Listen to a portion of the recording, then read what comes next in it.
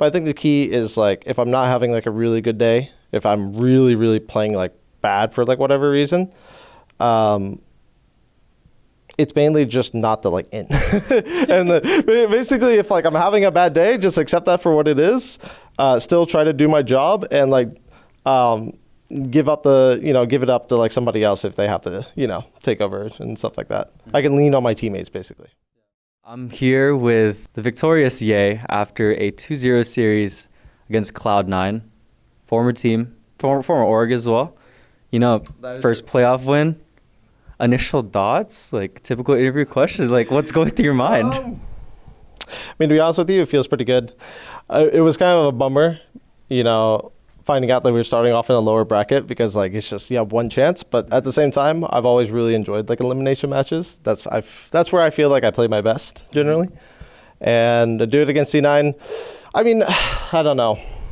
A lot of people say it's like a revenge arc. It is a little bit of revenge, after just all the stuff that happened with that whole situation, and it caused like a lot of issues for me. But to be honest with you, I wasn't really thinking so much about that. I was, just focused on playing the game,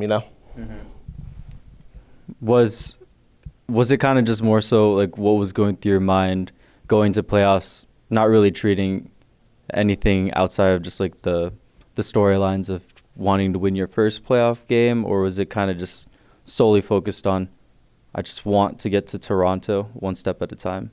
Like, how are you treating it all? I'm not really looking at like the bigger picture like that. For me, it's just like I'm focusing on the day in and day out, Yeah. I'm not really like thinking like, oh my God, I have to win my first playoff, or like I need to, like we have to win this to get like Toronto. I'm just taking it day by day, match by match. Mm-hmm. So. Is that something that is that how you've always viewed kind of just matches, even back when you're on CS? Or is that something that's kind of been a new reflection after, all that you've been through to get back to this point?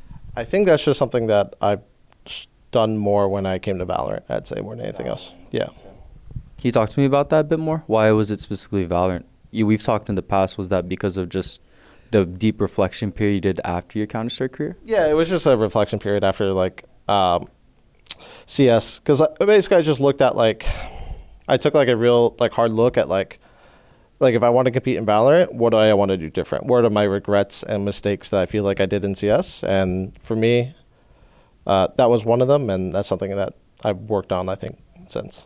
Mm-hmm.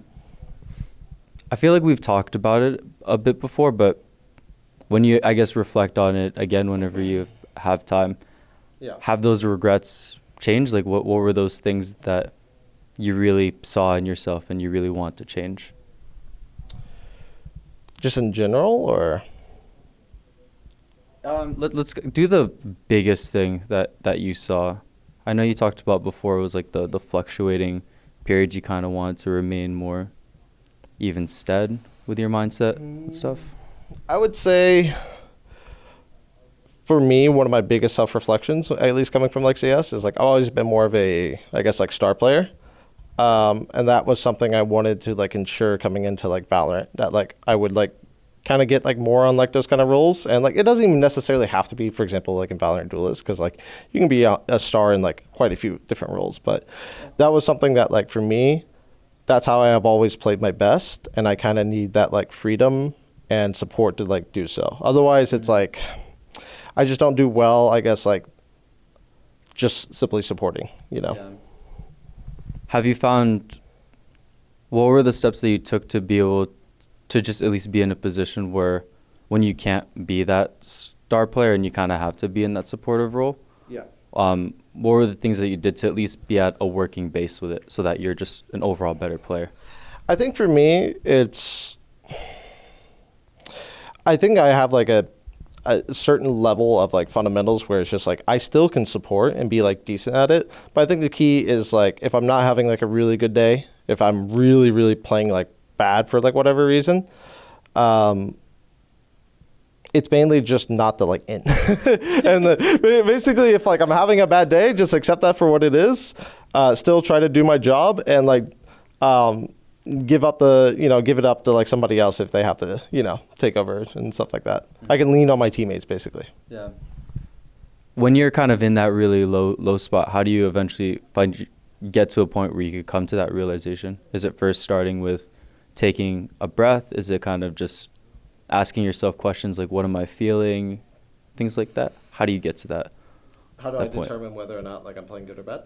Like when you're not feeling great and you're kind of at a point where it just feels hard to play. Like say if you just don't feel it that certain day, how do you kind of get to a space where you're just at least serviceable or even? I mean, I think the biggest thing is just to accept that things like just feel off and just do your best and play like accordingly.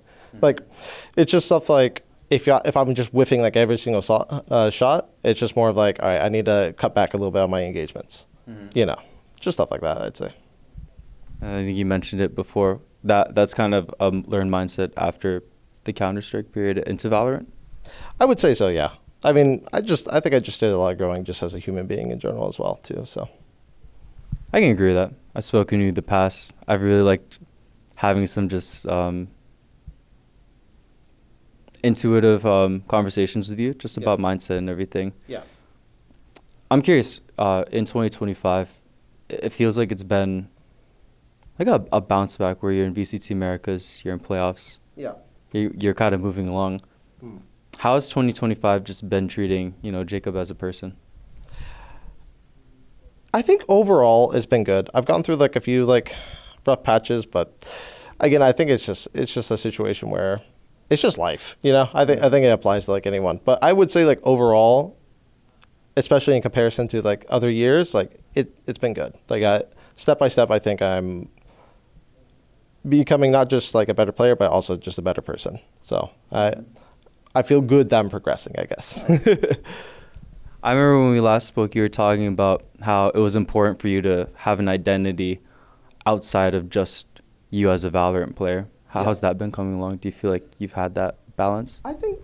I think so, because I do a lot of stuff outside Valorant now that I wasn't previously doing, where it's just like I'm building up like I guess my social circle like a lot more and like having stuff like just outside, just grinding Valorant nonstop. So, Is it fair to say that this is the most balanced you've been in your pro career, where you just have a good balance of everything from pro and social? I wouldn't say the absolute most balanced, but I would say it's definitely like probably second, I think I can easily get it to where it's just like I'm at a really good spot, but I'm getting back to like I guess a previous, I want to say like form of like, good balance, good discipline and things like that, and taking it day by day, but so far it's been getting better and better. Nice. Well, I'm curious about the day by day aspect. If you're going to be moving on to the next series, which would be played on Sunday. Yeah. How do you kind of go about the preparation for that with such a short turnaround period? To be honest with you, that's not really so much my job to really prepare for it. I trust my coaches. I trust my staff team. I'll do a little bit of preparation. I always do, where I'll look at the games. But like I think the most important thing for me is just go in there and just play. Not so much think about like all the possibilities and things like that. Just like it's more important for me to just be in a good like headspace and like going into that match, I think. Any closing remarks? Yeah. Well, thank you so much for you guys watching the interview, and hopefully you guys found something beneficial. But I hope you guys continue to support us, and hopefully we can make this playoff dream a reality. Yeah. Thanks so much for your time. Appreciate it. Thank you.